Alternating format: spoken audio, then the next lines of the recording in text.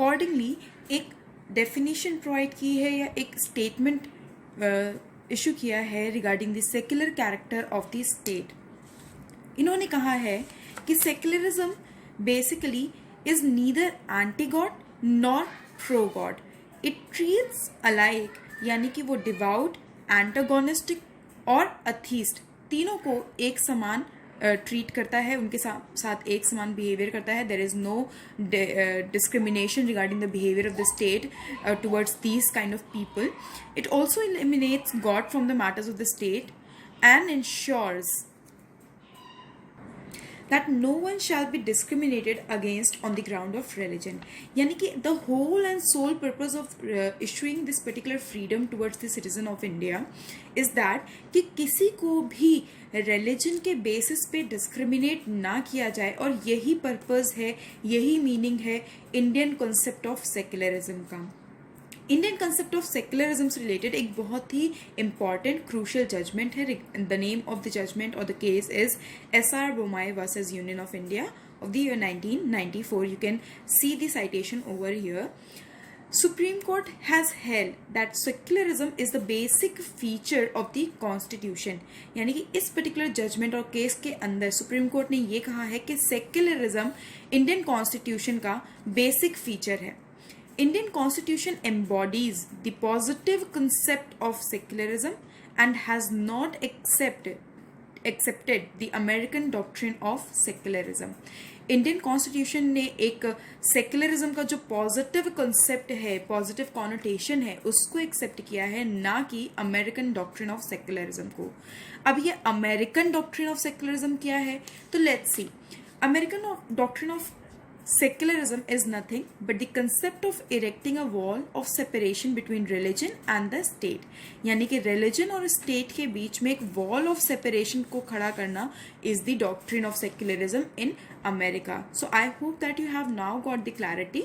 और अगर नहीं भी हुई है तो अभी जो हम next इसके बीच में distinction पढ़ने वाले हैं इंडियन और यूनाइटेड स्टेट्स की practice of secularism से regarding, तो उसके बाद आपको ज़्यादा clarity मिल जाएगी। Then again there is a case named as Ahmedabad St. Xavier's College versus State of Gujarat। इस केस के भी अंदर यही कहा गया था कि secularism neither means anti-God nor pro-God, it just ensures that no one is differentiated on the basis of religion। यानी कि कॉन्सेप्ट ऑफ गॉड को स्टेट के मैटर से एलिमिनेट करना या दूर रखना, और यही होल्डिंग दी गई थी SR Bommai versus union of India के अंदर, जो मैंने आपको ऑलरेडी बता दी है। अब हम बात करते हैं what is the difference in the concept of secularism in India and the US. Let's talk about India first. India में जो सेक्युलरिज्म का कंसेप्ट फॉलो होता है that is based on the concept of neutrality and positive role towards the religion.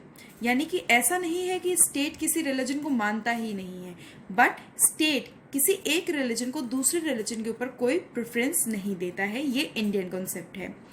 The next point is that the state can introduce religious reforms, protect minority and formulate policies on religious matters। अब state India के अंदर जो secularism का concept follow होता है उसके basis पे जो स्टेट है, जो सोवरेन अथॉरिटी है, वो हमारे यहाँ रिलीजियस रिफॉर्म्स कर सकती है, माइनॉरिटीज़, रिलीजियस माइनॉरिटीज़ को प्रोटेक्ट कर सकती है, या कुछ ऐसी पॉलिसीज़ फॉर्म कर सकती है जो रिलीजियस मैटर्स के ऊपर बनाई जा रही हों।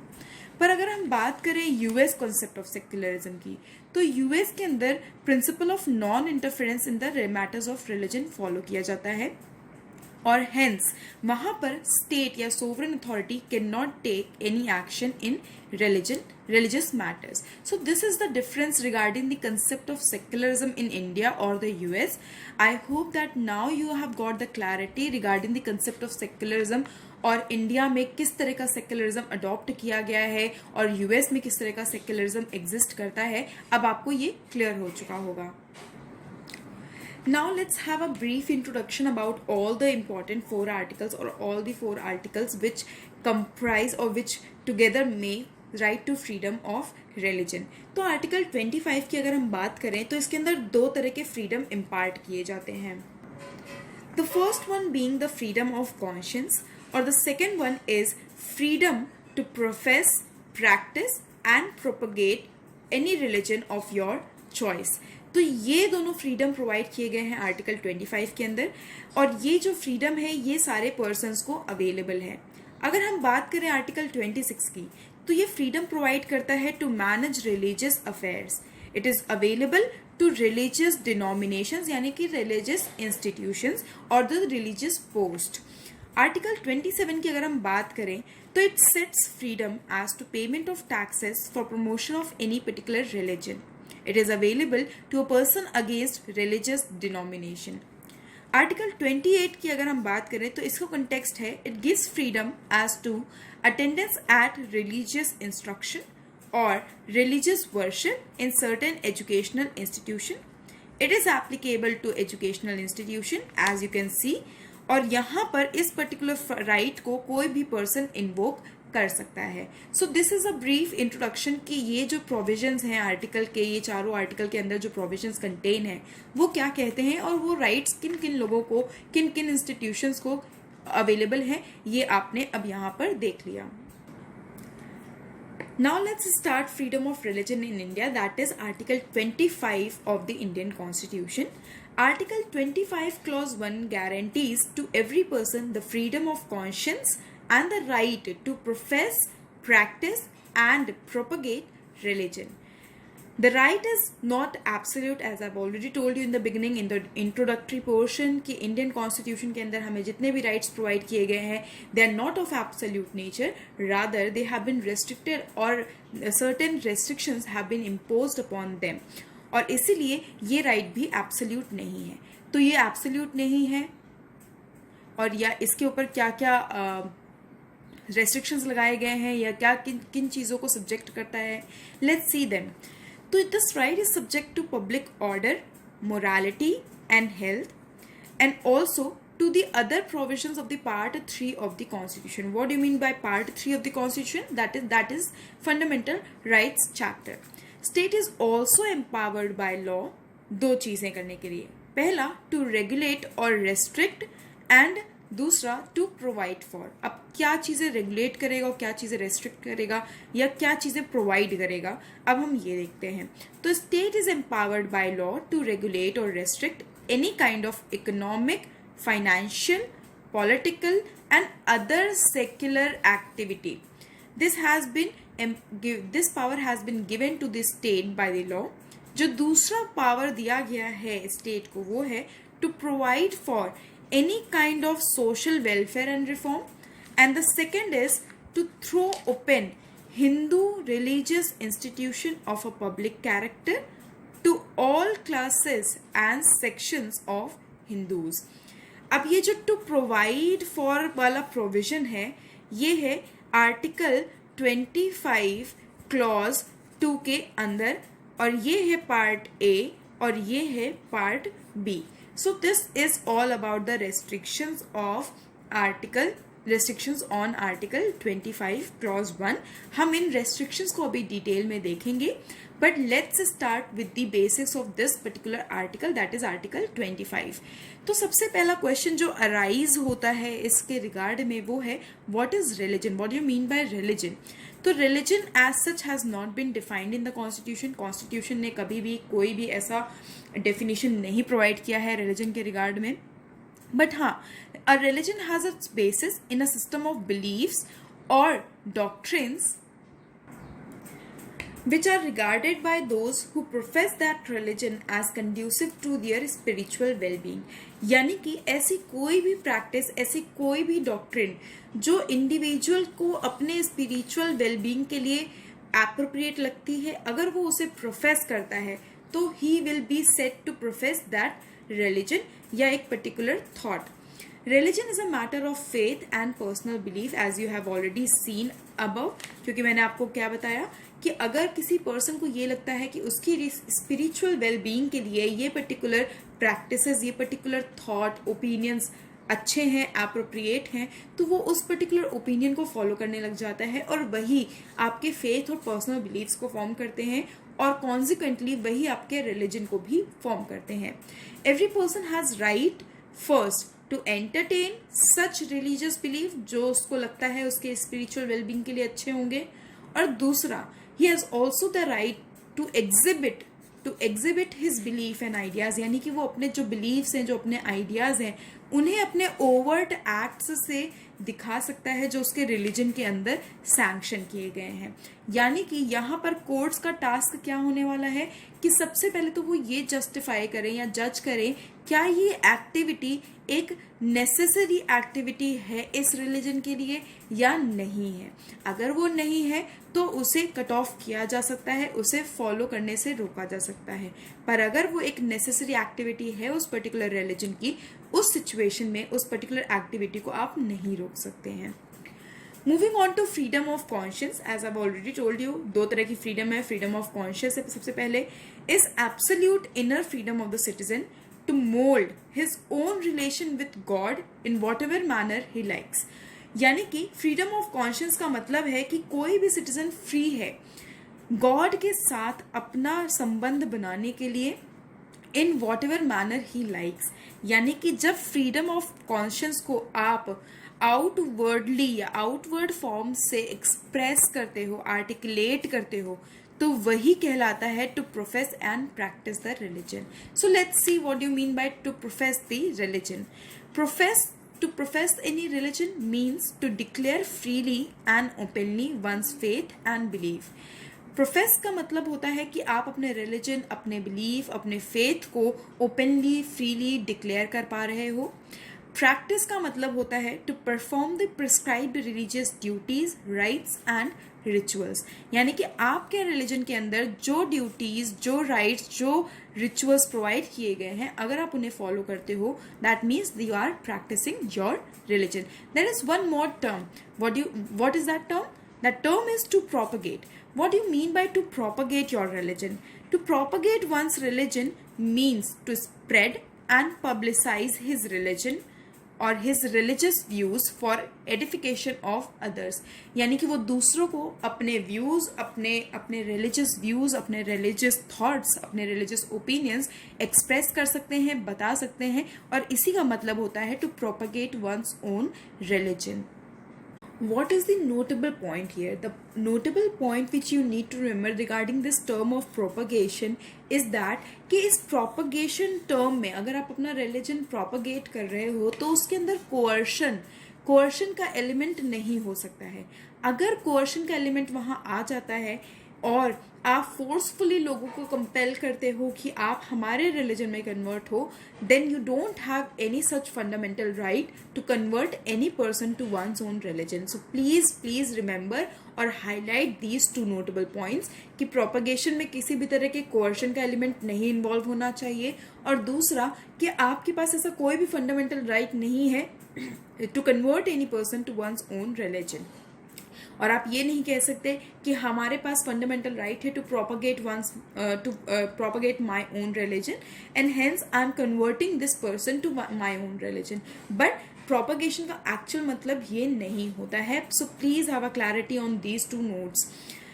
The next point, the protection under this article is not limited to matters of doctrine of belief।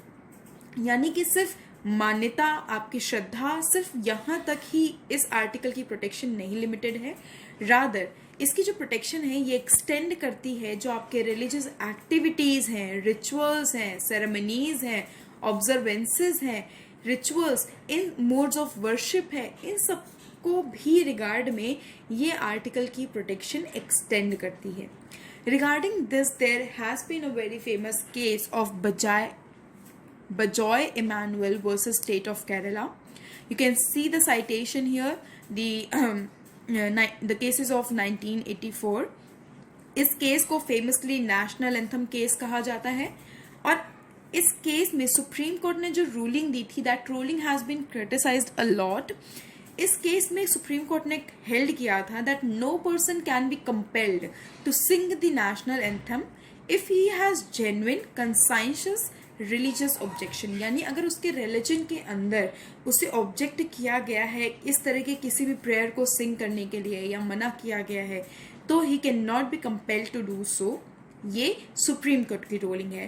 पर एक्चुअली जब ये केस फाइल हुआ तो केरला हाई कोर्ट ने हेल्ड किया था कि स्टूडेंट्स को फंडामेंटल ड्यूटी के under they are compelled to sing the national anthem, और इस केस के अंदर बेसिकली हुआ क्या कि कुछ स्टूडेंट्स थे, they belonged to the Jehovah community, Christian community है एक तरीके की।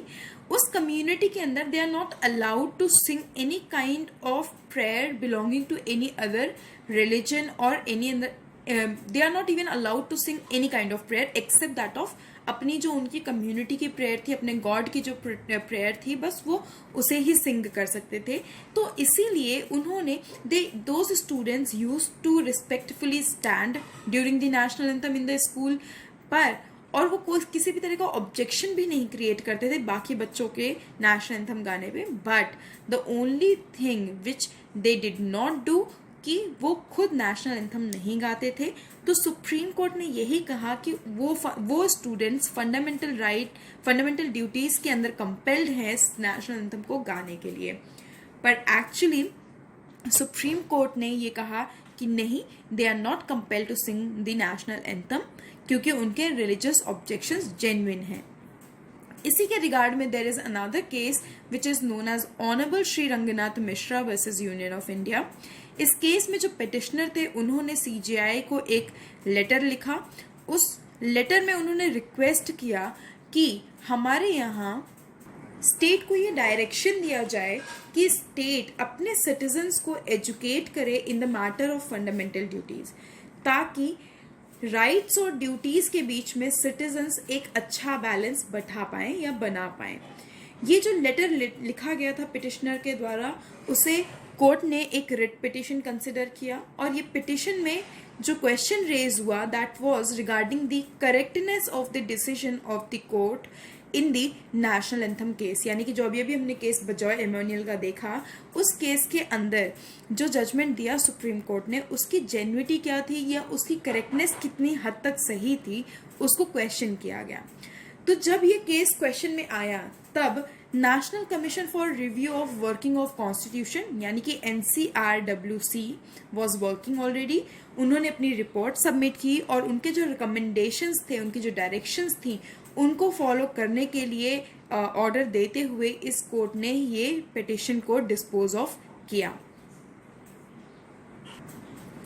There has been also one more facet regarding this right of freedom of religion.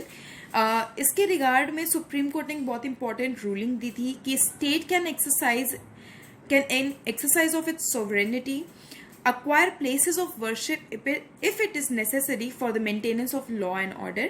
यानी कि उन्होंने Ismail Faruqui versus union of India 1994 के केस में ये हेल्ड किया था कि अगर स्टेट को लगता है कि उसे किसी प्लेस ऑफ वर्शिप को अक्वायर करना चाहिए to maintain the law and order, then in that situation अगर वो ऐसा कोई एक्विजिशन करती है तो वो पर से would not violate article 25 and article 26।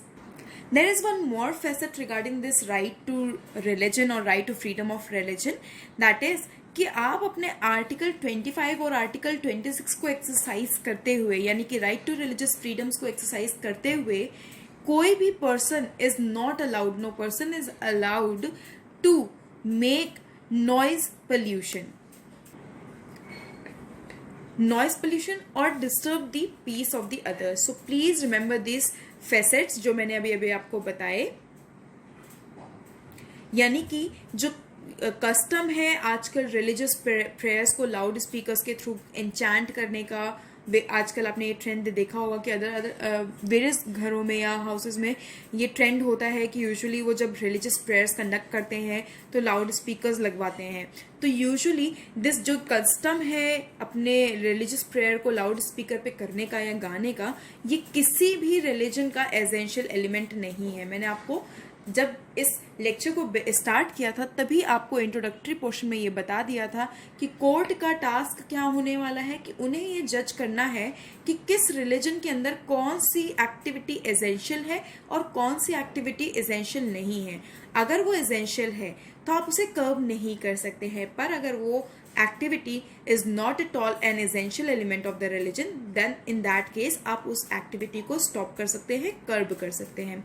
Now we will talk about the restrictions कि क्या क्या restriction है। सबसे पहला restriction या ये जो right है आपका freedom of religion का, ये subject होता है public order, health और morality से।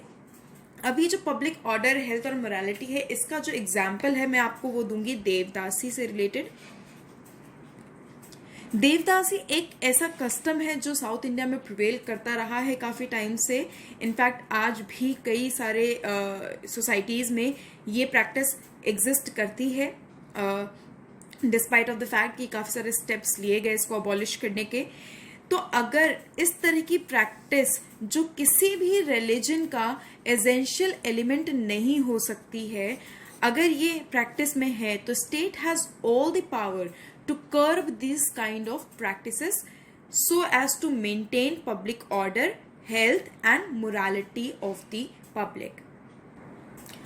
जो दूसरा रेस्ट्रिक्शन इम्पोज किया गया है is right to freedom of religion के ऊपर, वो है मैंने आपको बताया आर्टिकल 25 क्लॉज 2 के अंदर, और इसके दो पार्ट्स हैं, पार्ट ए पार्ट बी। जो सब 25 sub clause 2 sub clause A है, that says that if there is any economic, financial, political and secular activities which are associated with your religious practices, तो उन्हें रेगुलेट किया जा सकता है। और कुल मिलाकर के इस पर्टिकुलर क्लॉज का सिर्फ इतना मतलब है कि कोर्ट्स को ये जज करना होगा कि कौन सी एक्टिविटी वाकई में एसेंशियल रिलीजियस प्रैक्टिस है या वो एसेंशियल रिलीजियस प्रैक्टिस नहीं है, as I have already told you. इसके रिगार्ड में एक बहुत इंपॉर्टेंट केस लॉ है, that is of Mohammad Hanif Qureshi versus state of Bihar. इस केस के अंदर ये कंटेंड किया गया था कि जो बकरीद के ओकेजन पे काउस का स्लॉटर होता है, is it an essential part of Mohammedan religion. तो कोर्ट ने ये हेल्ड किया गया, इसको कंटेंट किया गया था, कहा गया था कि yes it is an essential part of Mohammedan religion. But court ने जब इस कोर्ट को एनालाइज किया, सुना, और उन्होंने ये हेल्ड किया कि slaughter of cows on Bakrid was not an essential part of Mohammedan religion. So please remember the fact कि रेस्ट्रिक्शंस के पार्ट में जो सबसे पहला क्लॉज आता है वो ये कि किसी भी तरह की इकोनॉमिक, फाइनेंशियल, पॉलिटिकल या सोवरेन एक्टिविटीज जो आपके रिलीजियस प्रैक्टिस से जुड़ी हुई होंगी, अगर अब वो क्वेश्चन पे आती हैं, उनके ऊपर कोई डिस्प्यूट अराइज होता है, तो कोर्ट्स का सबसे पहला काम यही होगा कि वो ये देखें क्या वो एक्टिविटीज वाकई में इस रिलीजन की एसेंशियल एक्टिविटी, एसेंशियल प्रैक्टिस है या नहीं है, और उसके अकॉर्डिंगली ही केस को डिसाइड किया जाए। जो दूसरा क्लॉज है regarding the restriction, that is part B, that is of social welfare and social reform.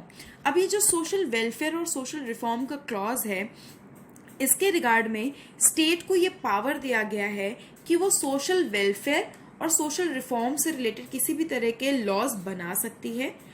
और इससे आप क्या एनालाइज करते हो, इससे क्या इन्फर करते हो? इससे आप ये इन्फर करते हो कि स्टेट किसी भी तरह की सोशल प्रैक्टिसेस या किसी भी तरह की सोशल डॉगमास, यानी ऐसी प्रैक्टिसेस जो बहुत टाइम से चली आ रही हैं but now they are of irrelevant nature, तो our state has all the powers to eradicate such kind of practices and dogmas जो कंट्री की प्रोग्रेस के पाथ पे स्टैंड करें या इन बिटवीन आए। यानी कि अगर हमारी जो इंडिया नेशन है, इंडिया कंट्री है, अगर उसके प्रोग्रेस में, उसकी सक्सेस में, उसके डेवलपमेंट में अगर ये सारी प्रैक्टिसेस, ये सारे डॉगमास हिंडर करते हैं उसकी प्रोग्रेस को, तो उस सिचुएशन में स्टेट इन प्रैक्टिसेस और इन डॉगमास को इरेडिकेट कर सकता है।